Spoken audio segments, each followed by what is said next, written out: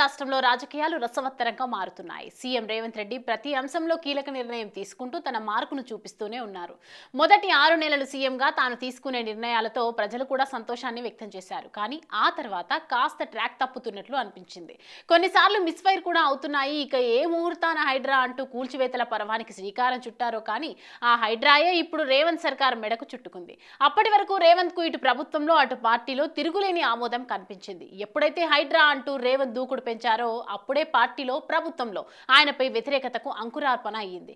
ఇక Hydraa కూల్చివేతలపై party high command కూడా దృష్టి పెట్టినట్లు కనిపిస్తోంది. ఆయనను ఢిల్లీకి పిలిపించుకొని మరీ అక్షింతలు వేసినట్లు పార్టీ వర్గాలే చెప్తున్నాయి. ఇక పార్టీలో సీనియర్ నాయకుడు హైకమాండ్ కు సన్నిహితుడు అయిన మధు యాష్కి తాజాగా కూల్చివేతలపై చేసిన వ్యాఖ్యలు అవసరమైతే బాధితుల తరపున పార్టీలో కోర్టులో కూడా పోరాడుతానంటూ ఇచ్చిన హామీ చూస్తుంటే రేవంత్ స్పీడ్ కు హైకమాండ్ బ్రేకులు వేసిందని అర్థమవుతోంది. నటుడు నాగార్జునకు చెందిన కన్వెన్షన్ సెంటర్ కూల్చివేతలో సీఎం రేవంత్ గ్రాఫ్, కాంగ్రెస్ సర్కార్ గ్రాఫ్ ఒక్కసారిగా పెరిగిపోయాయి.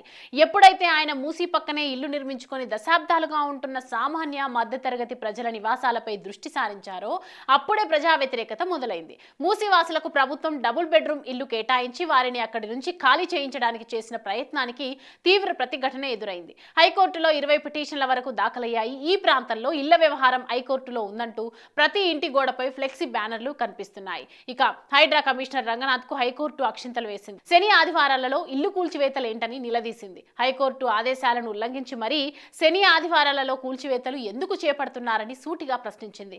హైకోర్టు ఆదేశాలను, నియమ నిబంధనలు ఖచ్చితంగా పాటించాలని, మరోసారి ఇలా చేస్తే కోర్టు ధిక్కారంగా పరిగణించి చర్యలు తీసుకుంటామని హెచ్చరించింది.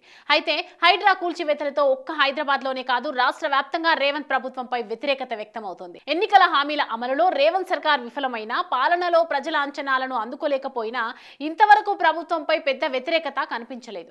కొంత సమయం ఇద్దామన్నట్లుగానే ప్రజలు ఉన్నట్లు కనిపించింది. అయితే ఎప్పుడైతే హైడ్రా సామాన్యుల నివాసాలపై దృష్టి పెట్టిందో అప్పుడే ప్రజాగ్రహం బగ్గుమంది. పార్టీలో కేబినెట్లపై సైతం హైడ్రా తీరుపై, రేవంత్ దూకుడుపై ఒకంత అసంతృప్తిని వ్యక్తమవుతోంది.